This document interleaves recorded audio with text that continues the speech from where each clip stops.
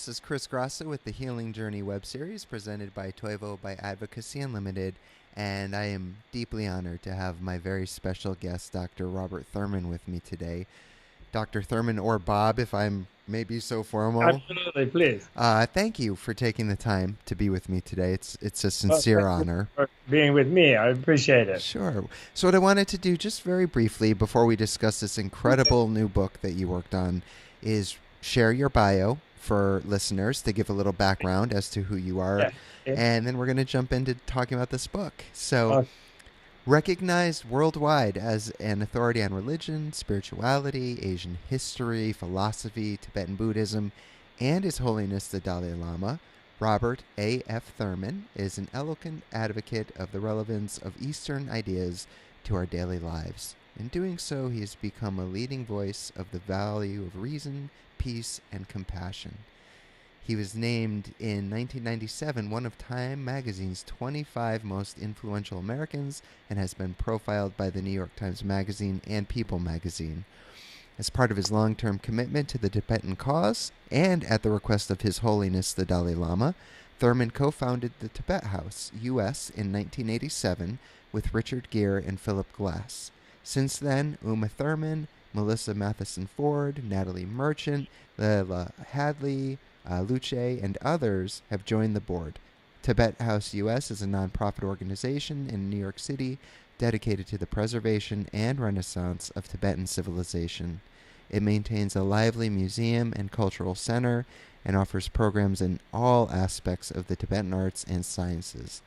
It recently founded the Menla Mountain Retreat Center in the Catskill Mountains to advance the healing arts and wisdom of Tibetan and Asian medicine traditions and offer their resources to the growing demand for alternative and complementary health practices. And coming from my own line of work, Bob, that is so important. I, aside from being a writer and speaker as well, right. in Hartford, I work with a nonprofit where we go into jails and psychiatric hospitals and all sorts of places where people don't have access to these alternative healing, and alternative, quote unquote, but these other kinds of healing modalities, breath work, yoga, qigong, tai chi. So I deeply honor you for and the house for doing really that. great work. Thank you. But enough about me and that. Let's talk about Man of Peace. This is a book. It was on my radar, and I can't even begin to tell you how excited I was when Beth, who's doing publicity for this, reached out to me and said, "Hey, would love to send you a copy." And I responded basically, "Yeah, twist my arm." Great. It's, I know podcasts or anyone listening can't see, but That was the Dalai Lama meeting Gandhi just visionarily. Yes, and of course the terrible things that went on in Tibet. so It's not just hearts and flowers, the Dalai Lama. It's the Dalai Lama presenting his heart and offering flowers in response to all kind of violence and terrible stuff. So it's really, really amazing story, I mean, above and beyond amazing. What he has been through, the fact that he made it and is here and is still such a powerful force in the world, which is amazing. Yeah. A side note, I just finished his book with Desmond Tutu, which was a beautiful read as well. And how wonderful, to see these two different religions coming together and really celebrating one another in the spirit of kindness and compassion and unity. Beautiful. But coming back to Man of Peace, I want to start off with why did you feel that you needed to write this book, the Dalai's life, in a graphic novel? Right. And aside from that, I know that you've been longtime friends with the Dalai Lama, but if you could talk a little bit about that as well, how long you've known him and how that came to be and your relationship with him. Yeah, well, the young Bob Thurman and the young Dalai Lama met when he was 20. He was 29. I was 23. And thanks to the kindness of my original teacher in Buddhism, the Mongolian Lama Geshe Wangyal, who took me to introduce him in Tibet because I wanted to be in Tibetan refugee community because I wanted to be a monk. Yeah. And he, of course, that was my interest. I thought that when he said maybe Dalai Lama would make me a monk, didn't advise me to be a monk. Yeah. He knew I was sincerely wanting to be, but he wanted me to. He said he had a kind of prophetic view of the future, and he knew that maybe it was not my karma to be a monk in this life, actually, for a long time. But actually, I don't regret that I did it. Although in Tibetan system, so I was the first person the Dalai Lama ordained as a monk. Right. And I disappointed him, unfortunately, and after a few years I resigned and reverted to lay status. And that was very disappointing to him, but we remained really good friends. Right. And I don't regret it, because having been that, I learned something about the institution to truly respect it. Yeah. I totally accept my own failings and my flaws and my inability to remain as a monk. Yeah. But I really, and I still really appreciate. In fact, eventually the Dalai Lama used to laugh and look at me and would say, "You are the most enthusiastic about monasticism ex-monk that I know." And in the sense that years later, I came as a sort of study of history and sociology to the realization that monasticism, although Buddhist is different really than Christian one in some respects, but Sure. in some it's similar, but that is the major institutional social antidote to militarism in a society that has ever arisen. In other words, it gives you a kind of boot camp for nonviolent practitioners, nonviolent heroes, let's say, to counteract the influence of boot camp violent heroes, Right. who frighten everybody and who control everything in societies that don't have some sort of an institutional thing.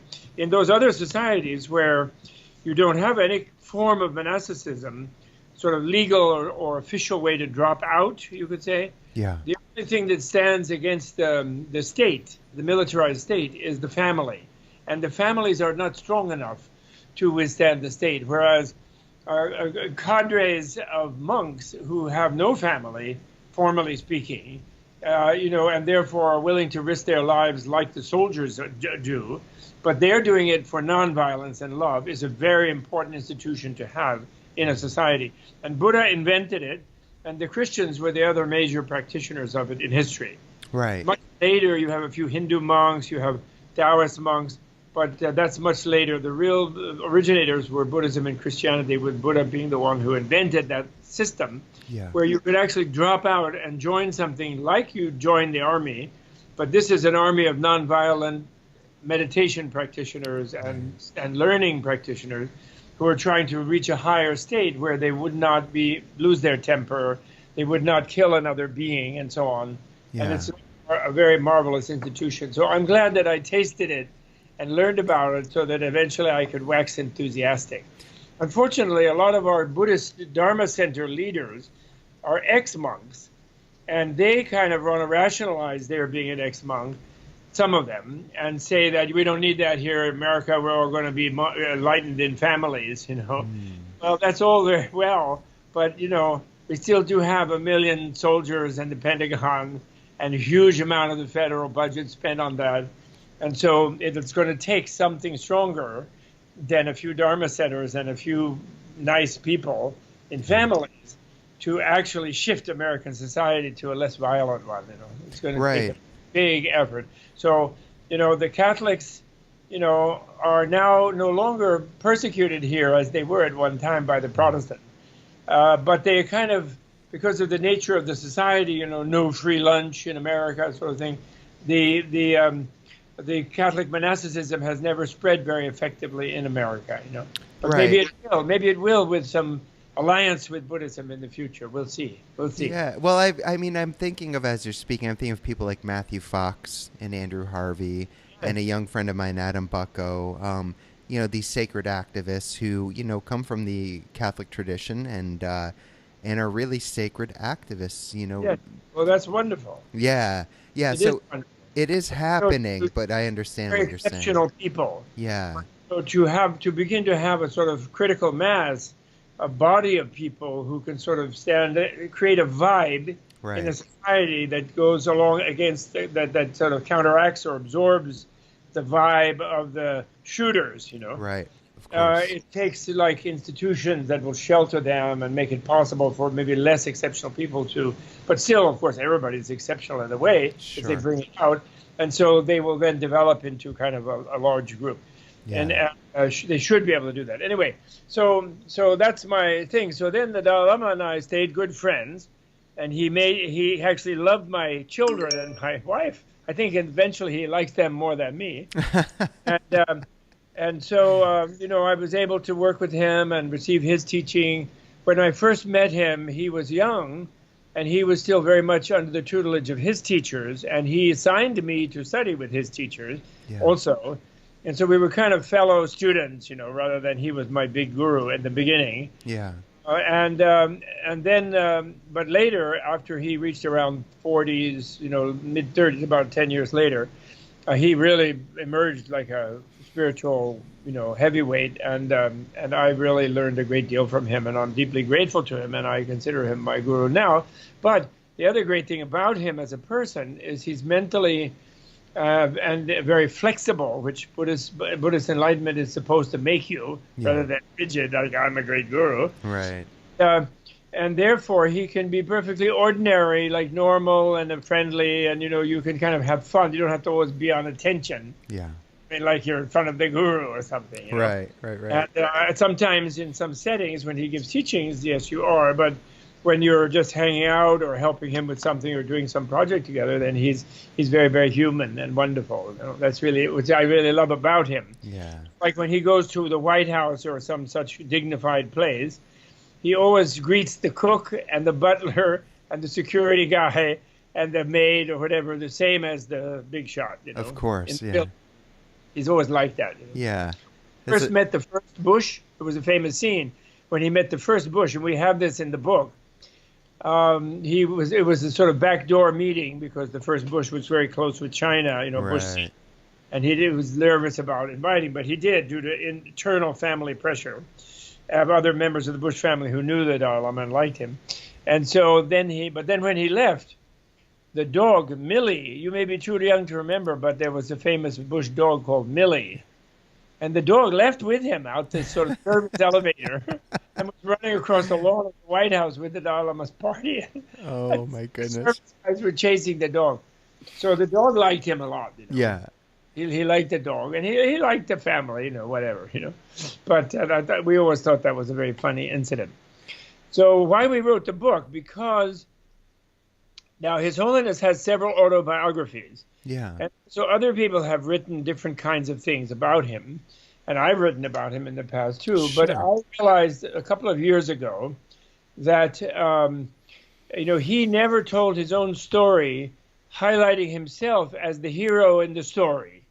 You know, he just gave kind of his reminiscences of he met Mao and he did this and he did that. Yeah. But he, you know, and he downplayed his effectiveness and his abilities and things, although someone could suss it out if they looked at it. But in other words, he didn't really make himself the hero because he's not that kind of person. You know, Right. he reverts to his identity as simple Buddhist monk. He's not saddled with the disease that in Buddhism is generally considered in Zen and in all traditions of Buddhism. It's the disease of thinking you're enlightened.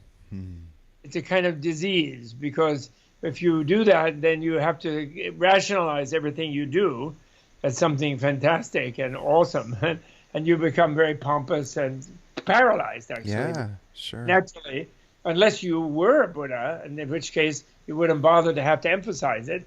You know, you get, it's kind of disease. In Zen, they call it being trapped in the demon ghost cave of being stuck of, oh, I'm enlightened, I know emptiness, or I know the absolute, or something like that. You know, then you get to be in absolute pain, actually. It's what happens. Anyway, so he doesn't do that, you know. And so in this version of it, and that's why we call it a graphic novel. Yeah. Rather than a graphic bio, although it is a bio, and the scenes are all drawn from his own autobiographies or other evidence or my own experience with him, actually. Sure. And so it's very authentic, and it is a biography, but we call it a novel because in it we show him, his agency, so to speak, acting in relation to all these difficulties. And of course, the key and the central action of his whole life is to be a nonviolent hero, like Gandhi was, like Right. Martin Luther King, Right. where he keeps preaching a response of love, patience, tolerance, maybe humorous, critical debate over a disagreement and dialogue, but not aggression and hostility, and anger and hatred. And he never called for that. And the Tibetans did fight back to some extent, but he was against that. And he said, don't do that, because you can't win, and it just makes it worse. And you just have to do an inner fight over your inner anger and hostility and so on, and egotism, and that's going to be your victory in the long run. I mean, he's always given that teaching. Yeah. And then people say about him, the other motive I had, I think, was people tend to say about him, oh, I love Dalai Lama, he's so nice, and I love to hear him talk, and it's inspiring. But politically, he doesn't know, really, you better have a guerrilla war, you better fight, you better detect the Chinese, that's what you have to do in life, that's unrealistic otherwise, Right. people say that. And to which I answer, Dalai Lama is more gentle than me in his answer, but I answer, how are they doing in the Middle East and in Afghanistan using violence about settling things?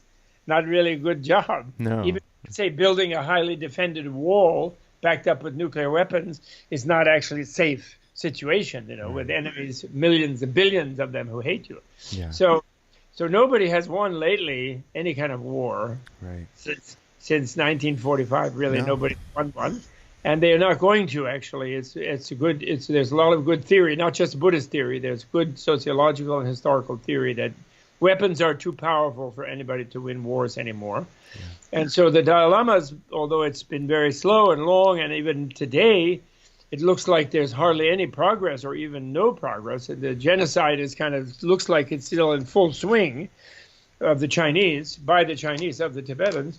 And yet he's confident it will work out because one side has not significantly contributed to the violent confrontation. Mm. So they have absorbed the blows and absorbed and absorbed. So eventually when you are giving blows and the other side absorbs, your arm gets tired, and you decide maybe there's another. And if they, of course, and they don't disappear, and they're not going to disappear, 6 million Tibetans, a lot of them have been disappeared, but there's always more of them. Yeah. And so just like here in America, the Euro-Americans, have sitting on this genocide of the first Americans, the native people.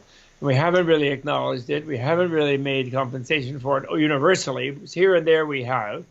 And this haunts us, and it spoils our lives. It relates to a lack of, and it's been many hundreds of years, but it's not over. They're still there. And they're alerting us that we're polluting things too badly, and Standing Rock, and so on. Oh, yeah. Tibet is another only 60-year-long Standing Rock, standing in front of the Chinese as they are polluting their own environment horribly. Right. And anywhere they can spread to, they tend to pollute it, being confused about industrial, wealth as being sort of the purpose of life, having been confused by the ideology of materialism, unfortunately. As you're speaking about Tibet, yes. I can't help but wonder what your thoughts are on why, if Tibet's fate is relevant to America, especially now. Right. Do you have any thoughts on that? Yeah, well, the thing is, you see, the Dalai Lama and I myself, we don't really blame the Chinese people for their government's genocidal activities and policies in Tibet. And the soldiers who executed it would have been executed themselves if they hadn't. So we don't actually blame them. What actually is going on is an imbalance in the planet having to do with industrialization of militarism on the one hand and commercialism or consumerism on the other hand. And on the militarism one has led to the invention of these weapons that could obliterate all of us. Sure. And are still very dangerously present and proliferating. Everybody's all having a spaz about North Korea. Yeah. But there's, Pakistan has tons of them and threatens India all the time. India has its defense ones. I mean, there's a lot of them around.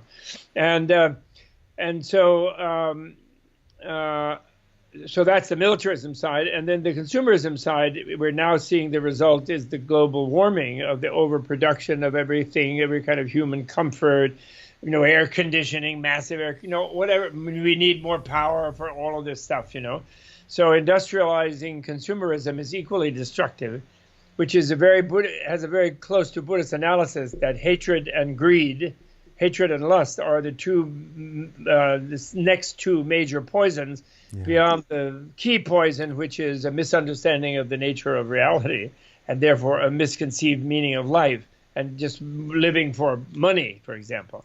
And so China never invaded Tibet really in the past, ever. And they always looked to Tibetans as sort of either before Buddhism as kind of shamans. They were military enemies for a while before Buddhism, because the Tibetans were big warriors. But before that, they looked at them as the source of their rivers, the headwaters of their rivers coming off the Himalaya. They projected a Kunlun, which is sort of connected to the plateau, Himalayan, huge, giant Tibetan plateau. They saw that as the place of heaven where the mortals, and their gods, the great goddess, etc., the Chinese people were heaven, And so they never messed with it. But then they got all distorted originally by Maoism, Marxism, I guess Kuomintang, by capitalistic militarism. And then the communists dominated the country, and then life is about money, and we have to have power, and we have to expand our empire and liberate everybody, supposedly liberate them from the country. And so they invaded Tibet, and that was really the first time in 1950 that they invaded it. And but then luckily, China has run up against the walls that we've all run up against, which is that our militarism no longer works because we will obliterate everything if we escalate any kind of war seriously. Yeah. And our consumerism no longer works unless, we can put our head in the sand like Trump or like the Koch brothers and pretend there is no global warming. Right. Everyone knows there is, and that's going to make all life. It's going to make the oceans, where I was just listening to a retired admiral who wrote a great book called Sea Power about how the oceans provide something like 80% of our oxygen. And when they acidify and they get overwarmed, they'll stop doing that. And I had not realized that. I knew about the drying out of the temperate zone areas, where that's going to happen by the heat rising. But I didn't know that the oceans, by acidifying, destroy all the coral, they destroy all the plankton, and then the oxygen that is mostly made over the water surface, not by trees on the land. Yeah. Much larger percentage from the water. I didn't know that. Oh, nor did I. Wow. So we're not going to have oxygen. I mean, it's just asinine, that whole thing. So China has run into that so quickly because the industrial people of the so-called developed countries dumped all their polluting industries into China to be able to have cheap labor and no environmental controls. They did that. But the Chinese then made a lot of money out of that. But the Chinese government did, and some few billionaires, and millionaires. But the country completely got polluted by sort of concentrating all the polluting activities of every love canal producing corporation on the planet. Yeah. And they now know that. So they are going to realize that certainly within this period, the people, Xi Jinping was talking about not leaving the Paris Accord. Of course, he was teasing Trump maybe a little bit at Davos, but the president of China. But also the Chinese have realized that this doesn't work, this industrial thing, and then they can go back to their wonderful connection to nature they had through Taoism and Confucianism, their wonderful Buddhism, where they had 700-800 million people who were Buddhists, and they're going to be a positive force when they relax this sort of ideological materialism, that they've enforced on their people, which in a way is only nominal. Communist Party is really just a dictatorship trying to manage capitalistic takeoff, Right. And now it's hit where its own environment is 100% polluted. And that means the soil with chemicals, the water with pollutants, and the air with all these particles. Yeah. And so they really have to do something. So it's hit them at home much more strongly. Yeah. So therefore we're very hopeful. And in the middle of all of this, the man who on the global level, who knows all the European leaders, he knows all the American leaders until the last Miss leader, and they know all of them, he still presents it's not too late. It's not hopeless. We can live without the extra plastic factory. We can live without the extra feedlot. We can live without the extra power just to keep the lights blazing in Las Vegas, Yeah. etc. We can have a moderate way of being on the planet. We can relate to the neighbors, and the wars are no longer necessary and useful. So we can shift that investment everywhere into restoring the environment and getting things back in a nice, even keel, and in preparing it for our millennial youth and for their children and our grandchildren and great-grandchildren, and stop hypocritically pretending we care about our children and grandchildren, and meanwhile we're wrecking the whole ecosystem. Yeah. And so he's the one who speaks that up. Pope Francis has joined that. Yes. Wonderfully. We're so hopeful when they eventually, he didn't meet the Dalai Lama yet because he's trying to negotiate something with the Chinese government for the Chinese Catholics, which is fine and understandable. The Dalai Lama doesn't mind that. He's perfectly happy. But they really did meet with the Pope's Laudato Si and the Dalai Lama's own environmental pronouncement over many decades. And those are two of the really big religions. And we somehow have to get the Muslims to going on it, and then we'll have a big force for the environment. And there are enlightened Muslim leaders in Egypt and in Iran, the two different main divisions. They happen not to be the ones politically in power at the moment, unfortunately. But they are there philosophically, theologically, they're there. Yeah. And they don't want to destroy what Allah created, what they consider Allah created. They don't be guilty of destroying that either. Right. So that's the importance of the Dalai Lama for the world as a whole. Yeah. He's like the living, there are many, but less known. Basically, most of the women on the planet, in my opinion, are nonviolent heroes, mostly. Then there are many male leaders, Tolstoy, the recent tradition of that, first Buddha, Jesus, and so many Christian and Buddhist saints over thousands of years. And then more recent times we had Thoreau, Tolstoy, Gandhi, Martin Luther King, and the living one now who's still functioning with no country and no seeming political success, but Nobel Peace Prize, and then meeting all the political leaders. But although they didn't invite him yet to a group of 20 for his advice, which they should, and not just him. He could bring Archbishop Tutu. He could bring Pope Francis with him. He could bring the head of Al-Azhar University in Cairo. He could bring the head of the Qom, the Shiite theological thing, and they could talk peace to the group of 20, and that should be the case. Yeah. They can't get along without spirituality on this planet. Doesn't mean to sign up on anybody's religion. Right. But they have to listen to people who have this bigger perspective, Agreed. And the Dalai Lama is sort of the one who's out there, on a limb. And very that's much so. Really important, Yeah. And so going back to Basics 101, because we've been talking a lot about Buddhism and probably taking for granted the fact that most listeners know what it is. But I'm sure there are a few, and I don't want them to feel ostracized from the conversation. Right. So even in a nutshell, could you explain Buddhism and as well as Tibetan Buddhism? There's a difference. So if you don't mind. That need to be clarified. Yeah. And that is Buddha's innovation was not the meeting with God and being commissioned to start a religion and therefore giving you a bunch of things you have to believe in. That's the first thing. What he actually discovered, which is a really great thing, is that we have the right, the ability, and the reality of finding happiness, which we all want.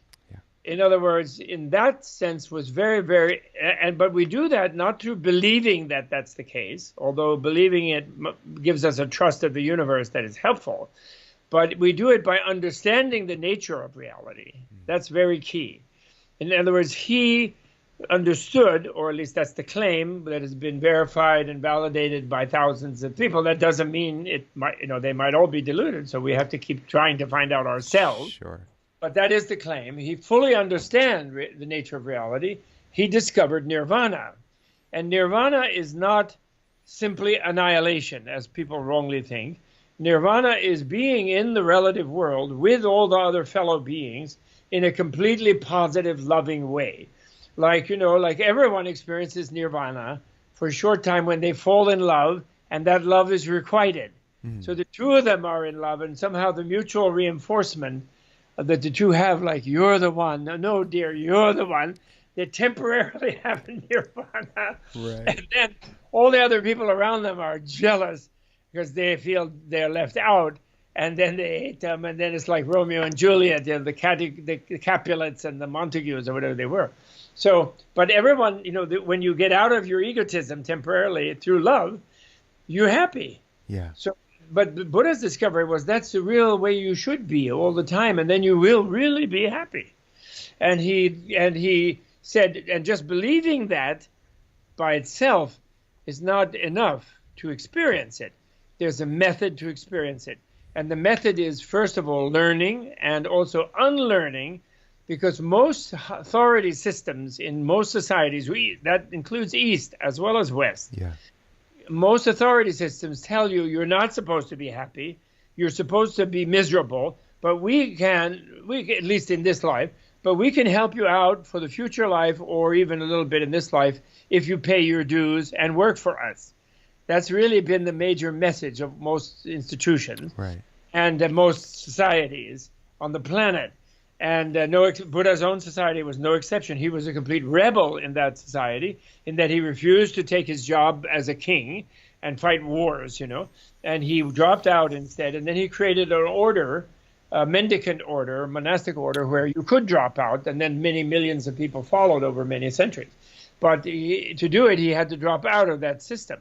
And he did do that because he discovered, wow, we really can be happy here and now if we understand ourselves and the world. And wow, as human beings, we actually really do have the ability to understand the world. We have this amazing biological instrument, which is the human body and mind and brain and nervous system, which if we learn to operate rather than just be driven around by impulses, if we learn how to operate our system, we are miracle-producing, realization-producing, understanding-producing beings. Yeah. And the biggest understanding we need to understand is the nature of our interrelatedness with every other, and we will eventually discover our interwovenness and interentanglement with them, and then we will love them, meaning wish them to be happy. And then as they become more happy, they will wish us to be happy. And there you have the virtuous circle, which we call Shambhala, you know, in Mahayana Buddhism, Indian and Tibetan Mahayana Buddhism, we call that Shambhala. That's what Shambhala means. And unlike exoteric, some certain types of exoteric, even Buddhism, and definitely Hinduism, for example, and other traditions, they talk about a kind of general deterioration, you know, each generation is worse than the last one.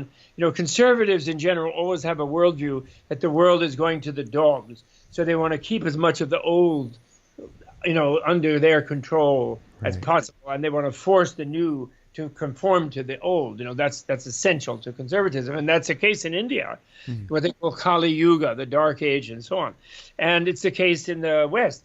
But Buddha and then later Jesus, and Jesus with the Armageddon, New Jerusalem thing, and then Buddha, and then the Muslims have a Mahdi, and it's not quite as clear as a New Jerusalem, but they have a similar thing. And the Hindus also have a thing like that. Eventually they did, where they have, but they don't call it Shambhala, that's all. They call it Kalki. They have a 10th avatar of Vishnu. Since the 9th was the Buddha, the 10th is the one who makes it more real, at least for India. But they're more India-centered, so they don't know quite what's going to happen in the Middle East or the Far East, you know, in Hinduism. But in the Buddhist thing, Shambhala becomes global.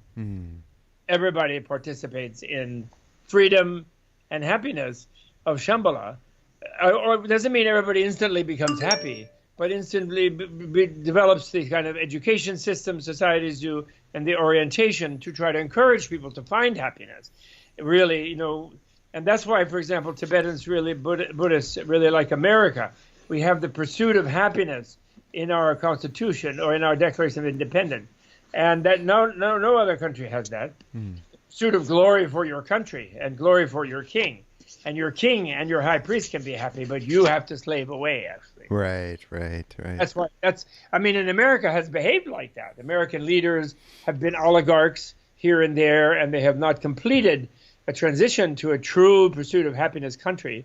But they've made a lot of progress, and hopefully this progress cannot all be undone in 6 months, even though there's a big effort to do so.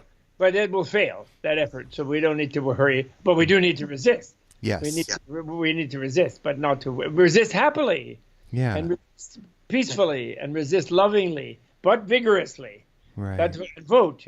All those young people, they ought to vote. They got to get out and vote for even the local fire chief, the local sheriff, the school board, everything. And it's important that we, the reason we've gotten bad lately, in the last 20 years or 20, 25 years, is that, the corporate media have convinced through various, propaganda strategies, people that it's useless to vote and young people shouldn't bother and they're all corrupt and no good and it's all useless and just drop out, and therefore they get away with it with less than 50% voting. Then their 20-25% of really confused people will vote for them. Yeah, which we've seen, and I've heard a lot of people my age and younger share that sentiment, and to one extent I understand their frustration, but I went out and I did vote, and it's a very important time in this world. It's always an important time in this world, but right now you just look around and we wake up and see how important when we let them kind of slide and then they go really wrong, Right. And the bad guys are not really evil, like, they're not Satan or anything. Right. They're just greedy and they themselves are unhappy. Yeah. If you look at these people who are causing this, just look at their faces and how they walk and talk, and they look at their health, if you understand about that. Sure. Really, they're walking McBurger for a McBurger collapse, Yeah. And they're very unhappy. They don't feel inwardly a kind of inner bliss in the heart, and this and that. Right. People learn to meditate, if they learn to meditate for the right reason and in the right way with the right orientation, they will begin to feel internally really much better. Right. And then they get convinced that they can go much further, and then they become really good practitioners. And it doesn't mean they need to be Buddhist at all. Of course. Whatever tradition they want to do, or a secular humanist tradition, even if they want to do that. And but they are taking their mind and their consciousness and observing how their inner mental mechanisms and impulses work, and learning to gain more self-control and more and gain, and also they gain the encouragement. See, the great encouragement that made the Buddhist movement planet-wide work, in spite of all kinds of obstacles and violence and suppression by all kinds of different things at different periods.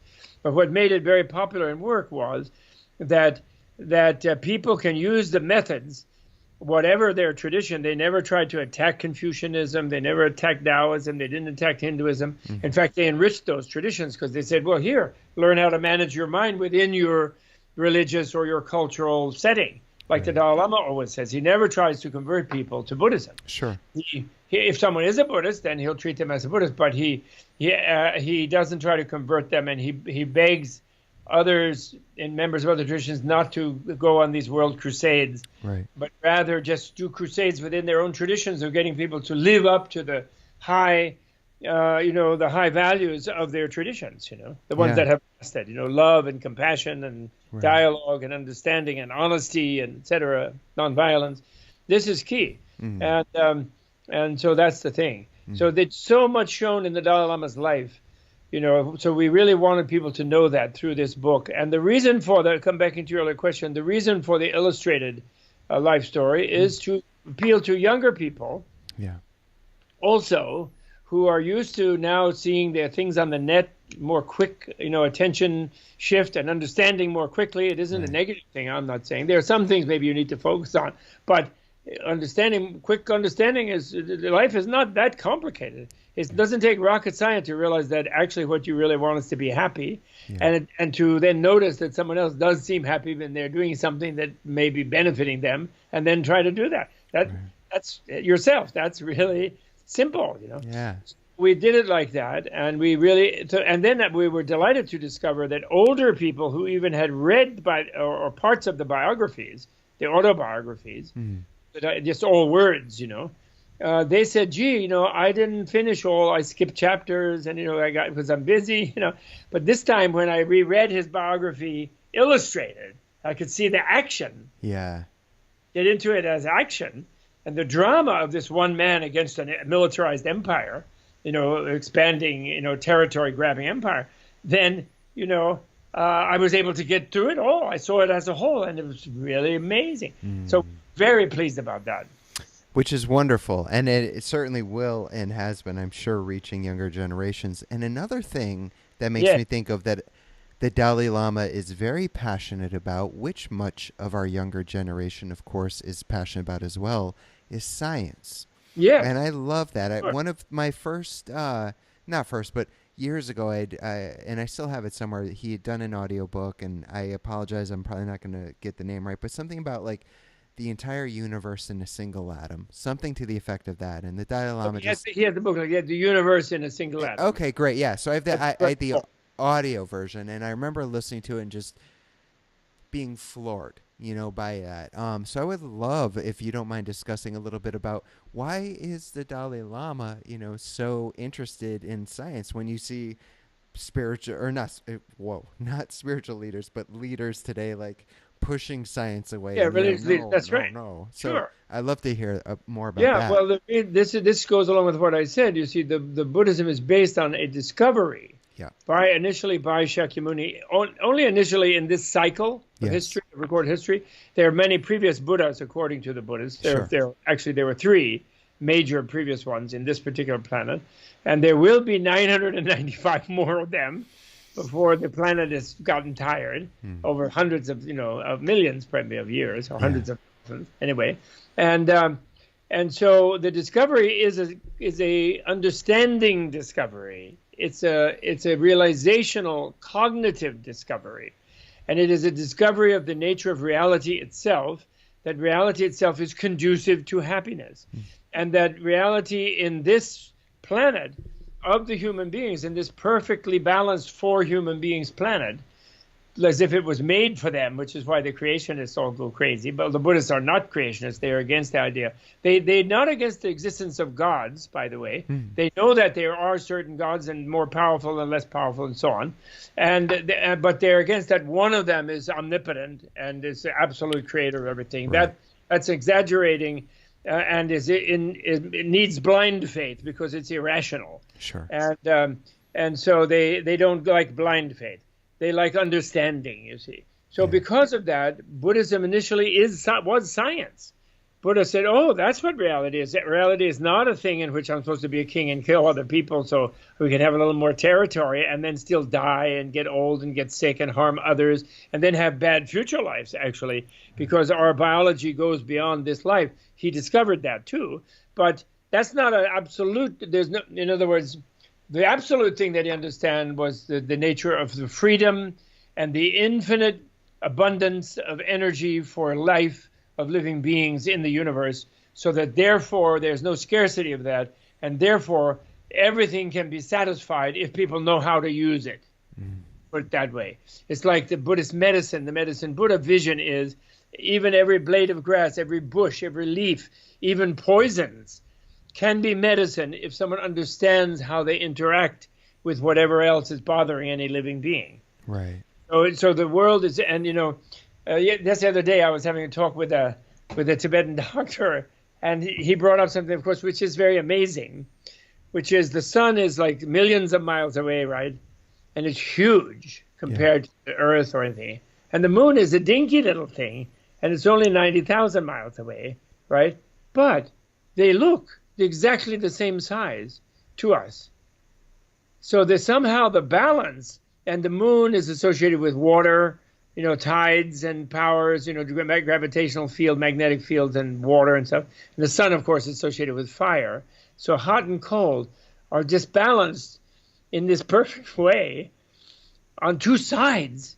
So they were enjoying the planet. They talk about the constants that make life possible, Yeah. But that's a really amazing one if you think about it. How did that happen, that this one bunch of rocks there that maybe broke off the Earth is just exact distance to make it look the same size as something millions of miles away that keeps us, without which we would have no life. There'd be no solar energy, no leaves, no food, right? We'd all die. They don't have really life on Mars like that, us, because it's too close, and etc. Yeah. And it's amazing, So I'm saying Buddha saw that, understood fully that we have the capacity to find out that, the strong force holding our molecules together is not just some sort of physical thing that has no sort of can be this or that. In other words, has no final output.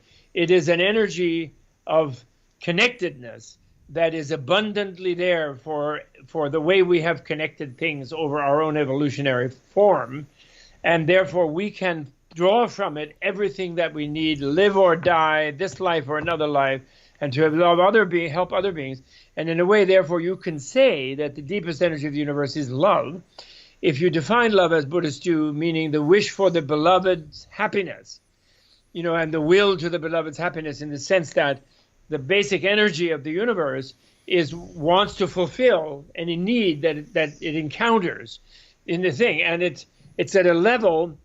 But now the strange thing about it is that you can't, any sort of statement about it or theory or mathematics becomes paradoxical, because it cannot be conceptually captured, this thing, in our dualistic languages. Right. And it's like you get to the wave-particle paradox. That he loves the quantum, particularly Dalai Lama, by the way, because you get to the wave-particle paradox, after which you can't tell if something is a particle or a wave, even a material thing. Right. But obviously there's energy. And then you have the idea that the speed of light makes mass infinite, so the light is everywhere when it reaches that speed. But then the mind is more subtle than any material thing, and it is there with the light everywhere, something like that. But when we are conflicted with the primal ignorance, or the misunderstanding that we think our mind is locked inside our body, it's just in here, and I have it, and it's sort of, I guess the materialists say it's my brain making me think I have a mind. I don't really have one. But the spiritualists say it's my soul, which never changes, and that's inaccurate, because everything about me changes. But the more scientific psychological thing is there's a super subtle individual continuum that is us, interwoven in a magnificent tapestry with infinite other beings.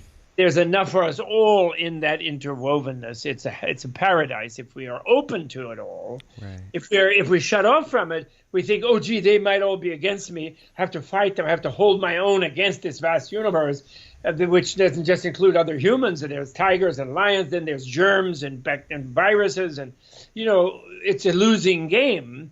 Yeah. And so the Buddha did say, and this is where he was misunderstood. He said, now that I've discovered that if you understand how to truly open your mind at its most subtle level, which means open your heart, then you get out of this way of life where it's you versus the universe, because you think you're absolutely different from it. It is different from you, other beings, and the world, ultimately. I mean, mother is same for a while because you're connected to her body if you're a mammal, but then mother may be a pain in the neck. She might be an alcoholic and cause you harm. Yeah.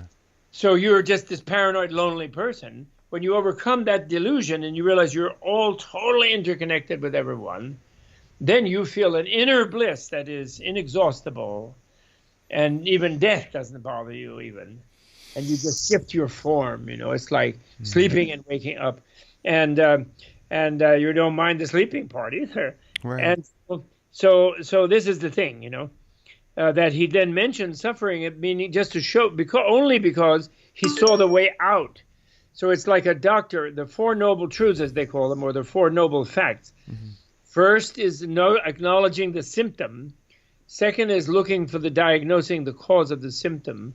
Third is the prognosis that in reality you can be truly healed. And fourth is the therapy. And so it's not like a bunch of religious dogmas.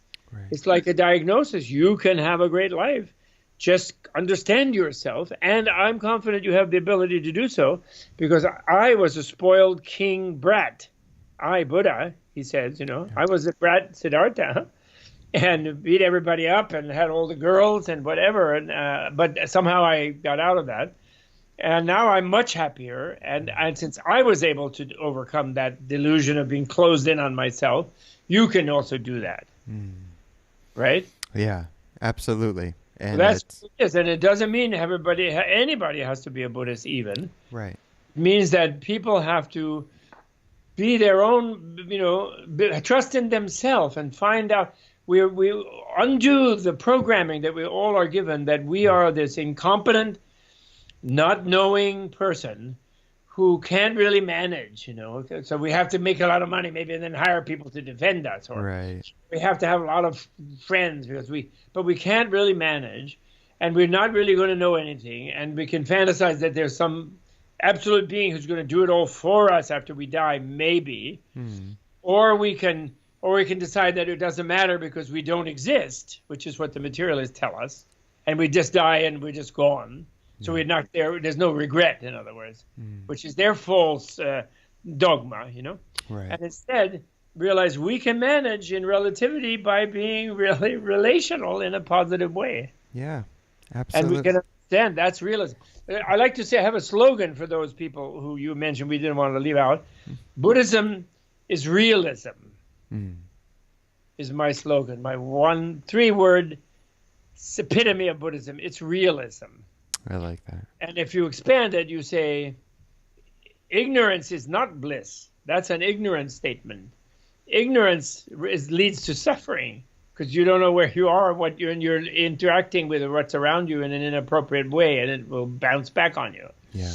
Wisdom is bliss and brings bliss, meaning knowing your interconnectedness with everything, knowing your freedom to interconnect in a positive way, and realizing how a magnificent being you as a human being already are by having evolved through many lesser life forms and come to this one that is sort of made of sensitivity to others, which means made of ethics, actually, because ethics only comes from knowing how something you do might be harmful or unpleasant to another and therefore restraining not to do it. That's what it is. So if you have more sensitivity and you can identify with another, like an advanced mammal like the human, then you won't be so harmful. Then, but and then you expand that identification with your team, with your buddies in war, with your brotherhood or sisterhood in spirituality, you know, and with your planet, your specieshood, I guess, you know, and finally all lifehood, because animals are all also human beings too. I mean, they're just, at the moment, they've lost their human capacity to have an iPhone. You know? It's true. So they can't connect to Facebook directly. No, not directly, at least.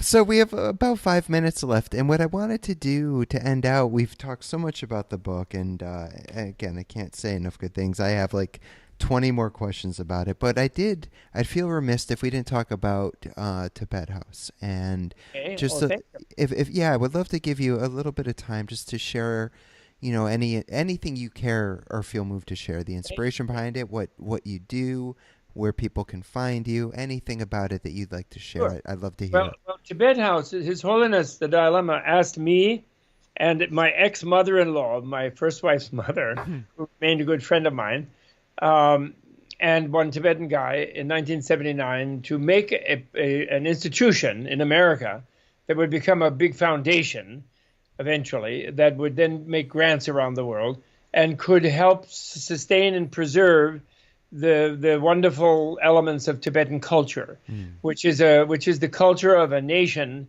that was once all-conquering within its orbit and the technology of the time, a huge imperial conquering culture it was, but then it discovered Buddhism in some of the places it conquered, and then its leaders decided, oh, this is a better way of living than just going out and beating people up and looting them and having them hate us and being afraid of them and hiding up in our fortress of high altitude where they don't really want to come. So it's better, and then fighting with each other if we don't have somebody else to fight, because we're in the habit of fighting. So that's not a good way of being. And this Buddhists seem to have some methods to become more gentle and more sensitive and have more fun and have a better life and a better society. So let's start imitating that. And then they did. And then somehow, because they were undisturbed in their remote place, they actually got to where they sort of more or less mainstreamed Buddhism. They mainstreamed it in the sense, what do I mean by mainstreamed? It has to do with what we earlier said about monasticism. In other words, in most Buddhist countries, you have had monastic movements, like in most Christian countries in the past, but those movements tend to go under because the king and the authority sort of high priest, they keep their military going, and their big institution is the military. And they don't want too much wealth and too much funding to go to these guys who are anti-military, but also militant, monks and nuns.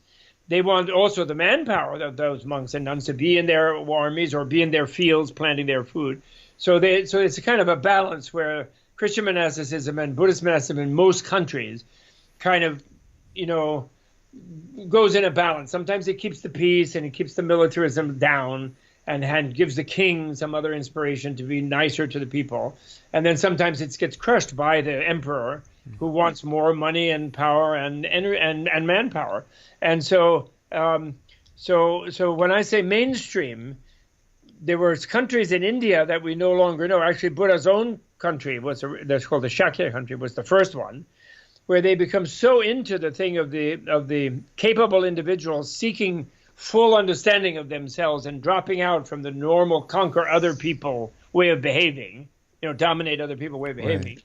That then the country itself becomes vulnerable to less enlightened countries that are just grabbing stuff, And so there's been this disappearance of the mainstream societies progressively, and the last of which is the disappearance of Tibet and Mongolia in the 20th century by people wanting to grab land and wealth and manpower and destroying the anti-militaristic societies where they mainstream Buddhism. So, what I mean by that, for example, if you mainstream the realism that I'm saying about Buddhism in America, without it being Buddhism, what you'd be doing was you would have free education for everybody up to the postgraduate level, 100% free. Mm-hmm. The Pentagon would be a meditation center.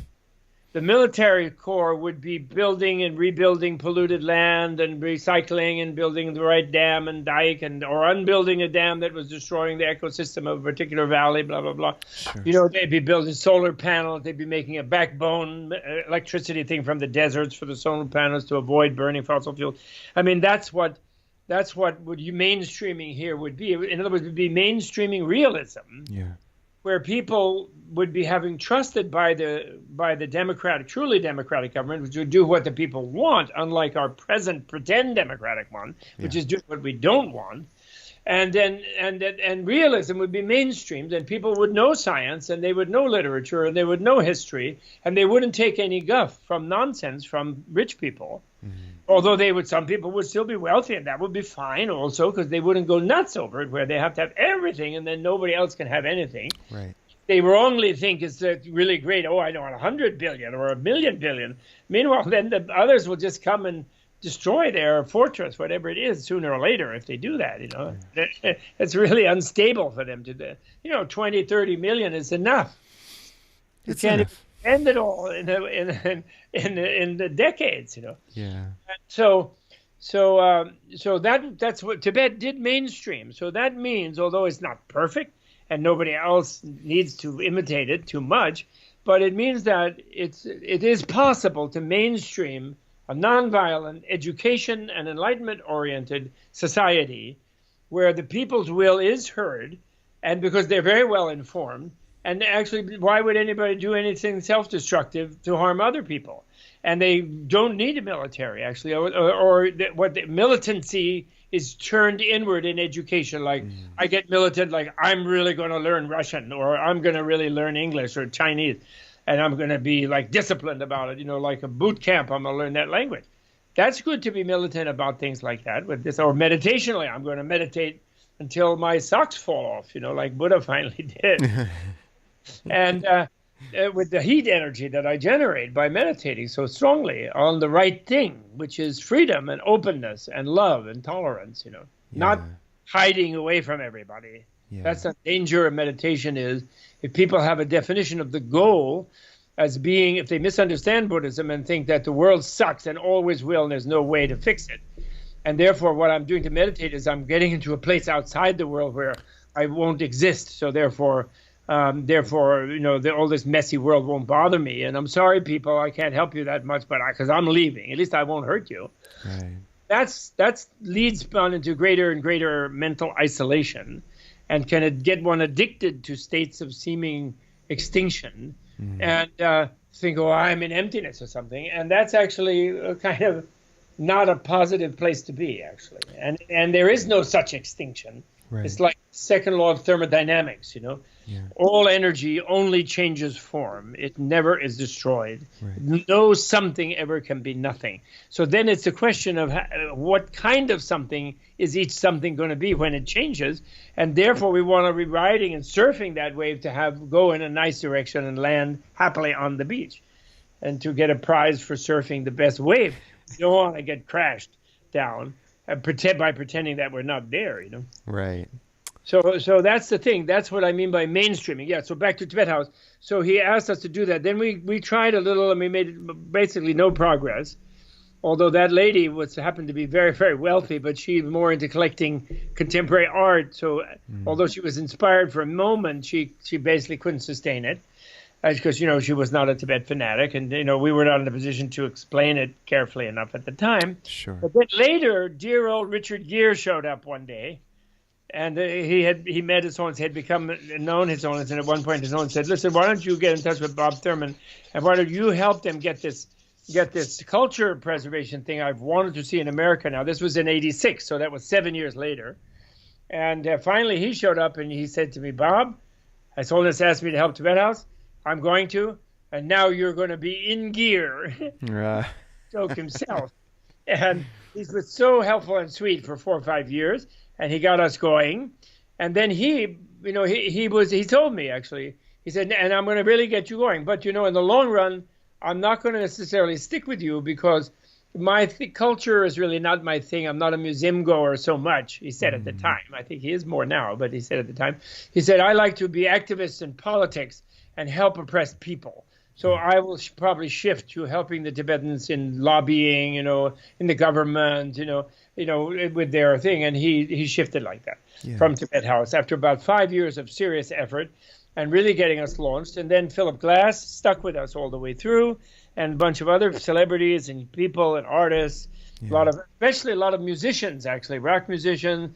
They were really good because, you know, most people getting you to help them, people of means who can help you, you know, who fundraise, or you as a fundraiser, you have to kind of seek them out. But all of them have something going on with China. They own a company, they have a hotel, and they're nervous to get too involved with Tibet because Chinese consider the presentation of Tibetan culture, even though it's not political. We're not saying they should settle the Tibetan thing this or that way as an institution. We just are showing the beauty of the culture. Our motto is not save Tibet or free Tibet, although we like those institutions personally that do that. They do have that motto. Our motto is love Tibet. We want people just to realize it's a marvelous, beautiful, amazing thing because it seems so remote on the other side of the planet. But it's very critical to us in a way. I like to say nowadays, it's like the 60-year-long standing rock, trying to stand in the way of polluting and destroying the high plateau, which is the water tower of Asia. It's the source of all the rivers of Asia, you know. If its glaciers get dried up by accelerating the warming, which goes 3 times faster there due to the Chinese mismanagement than the global warming is going in the highland of Tibet, because it's nearer the sun, you know, it's 3 miles high, you know. Those glaciers all melt, which are as big as the Arctics, you know, they're a third Arctic. Then all those monsoon climate countries, from China around to Pakistan, will not have water in the non-monsoon season. Can you imagine what a catastrophe that would be? I don't even want to.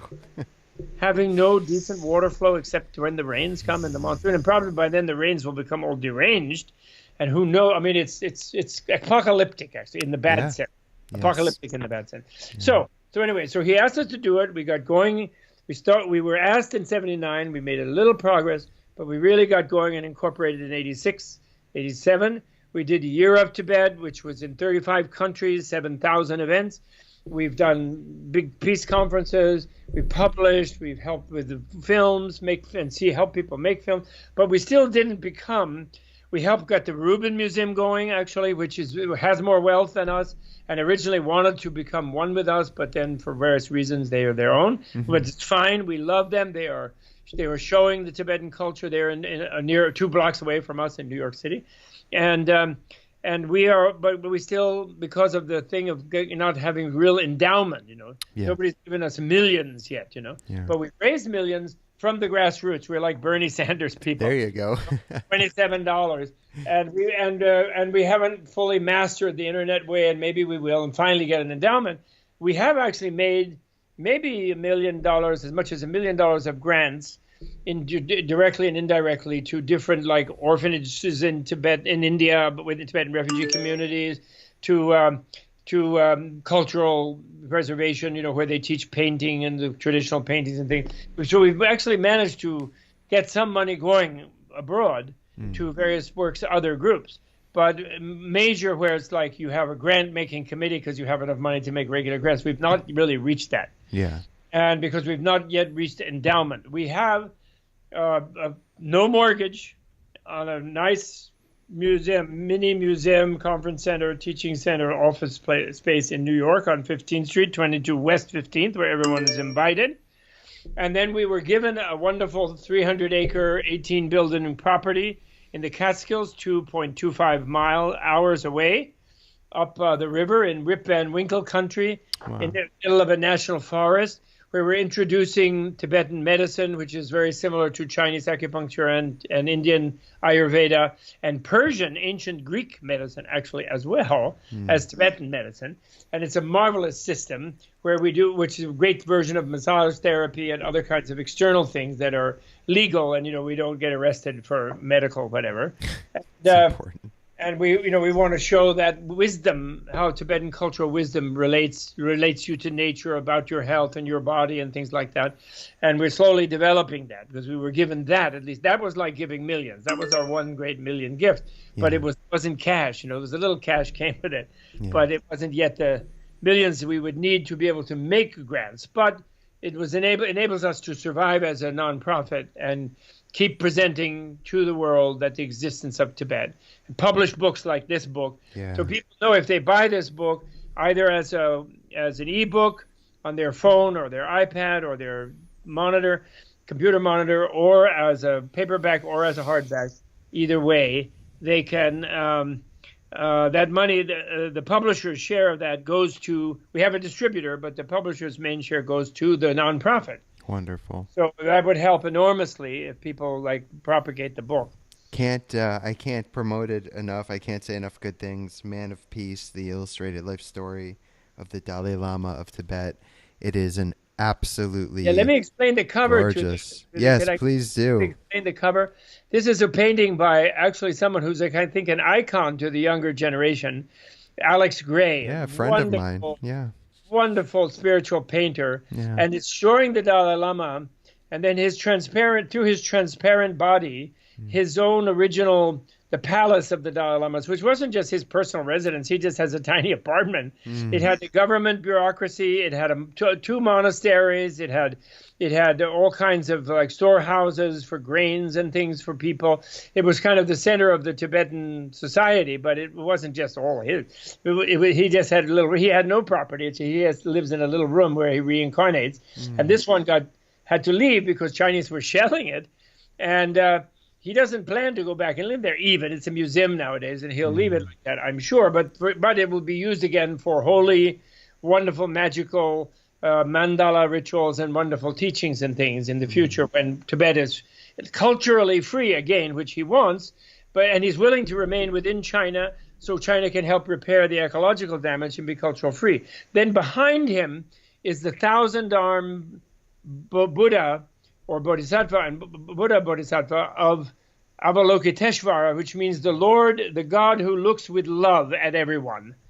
Avalokita Ishvara. He looks down from the heaven with a loving care for every being. And his 1,000 arms symbolize his reaching into the lives of beings through multiple incarnations and helping them. And the eyes in the palm of each hand symbolize that he helps them in appropriate ways that are actually helpful, and not just what he thinks, but what his clairvoyance and his empathy enables him or her, sometimes she can be in female form, to know what beings need. And Alex painted the Dalai Lama like that, with this Avalokiteshvara kind of emerging from within him, because he's considered the incarnation one of the main incarnations of Avalokiteshvara. The Karmapa is also one. There are many others. Right. It's not like he's the only one. And so he is a really useful one and a very effective one. Yeah. So I just wanted to explain that to people. Yeah. That he's the it's all right, and Avalokiteshvara is the it's all right Buddha, you know. Yeah. The jewel and lotus, everything is fine, you know. I love it. Thing. Well, Bob, thank you so much for your time. Not just for the book, but I mean the innumerable work you're doing in the world, from Tibet House to teaching at Columbia to everything. I know we focused on the Dalai Lama this conversation, but you, sir, are a prize to this world as well. And just a personal note, thank you for all that you do. Chris. I'm very, very, very kind of you. And of course, I'm going to show my tattoo too. You can see. You have to raise it up a little bit. There it is. That's my wife's name on there, Nena, which means little girl in Spanish. I love it. Although she's Swedish. Yep. And born in Mexico. Absolutely beautiful.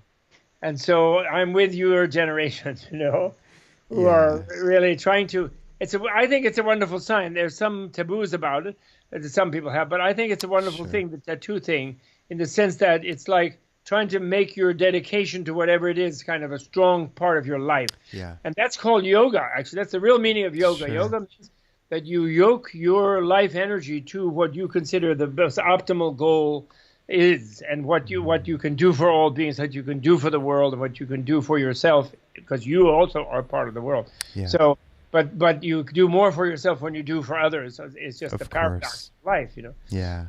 It helps you a lot. Oh, yeah, no doubt about it. Thank you, Chris, and I love being on. Anytime you like to talk about anything else, I'm always happy. Well, I'm going to have you back on. I would love. I only shut up when my wife tells me like this.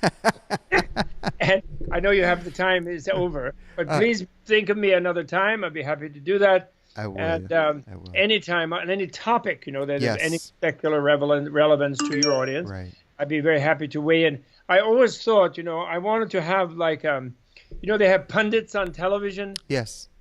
I asked Tom Brokaw once when he retired if he would do it, but he didn't. Maybe he couldn't get it funded. I wanted one of those kind of people to have a thing through using satellite, where once a week, maybe on Sunday morning or something, they would convene a panel of nobilists, with especially those with the spirit, and maybe some non-nobilists with the spiritual bent. Yeah. Like Tutu, Dalai Lama, the Archpatriarch of Orthodoxy in Istanbul, the head of Al-Azhar in Cairo, you know, some head of the best theologian in Iran for the Shiite side, and the Hindu Swamis, some of the great enlightened Shankaracharyas or something, who would then, news of the week, you know, the moderator would then ask for kind of a spiritual perspective about Francis, of course, invite him, or then sometimes they can send representatives if they don't have the time, but they wouldn't have to go anywhere. So you'd have a satellite link to wherever they can go to make a broadcast, you know. What a great idea. And then we would have that kind of perspective from people, and you could have, and the scientifics guys going, you know, not the fanatics like Richard Dawkins, much, but nicer ones, but who are materialists, you know, Steven Pinker, for example, someone like that, or some neuroscience, Richard Davidson, some neuroscientists, and they give a scientific and some environmental scientists, James Hansen and so forth, so that they would all discuss these things, have a dialogue amongst themselves, and the people on the audience would have a chance of hearing what these very eminent people think about this trade deal or that event or this like disaster or those refugees. Doesn't mean they have to do what they say, but they get to see their view. And regularly, instead of some political operative who has a crony and gets on CNBC or something and then promotes the corporate line, more or less, you know, that's too not good advice always. So some of them are, but it's not good advice often. So I always wanted that. So I'm happy to be consulted. Yes, I think that's a wonderful idea. And I absolutely will have you back on the show to talk more about you and your work specifically. Anyone who's interested. Can you put me on your list to receive notice of your other podcasts? I would like to know what Absolutely. Sure, I'll talk to Beth. I get an automatic notice. Yes, I'll set that up with Beth. Membership or whatever it has to be, you know. Absolutely. Please let me know. Yes, okay? for sure. It was a real honor and pleasure. Thank you for your time today. Thank you. Sincerely. My pleasure. My honor. Thank you, 100%. Bob. All the best. Talk to Okay. you soon. Take care. Thank you. Be well. Bye-bye. Bye. Bye.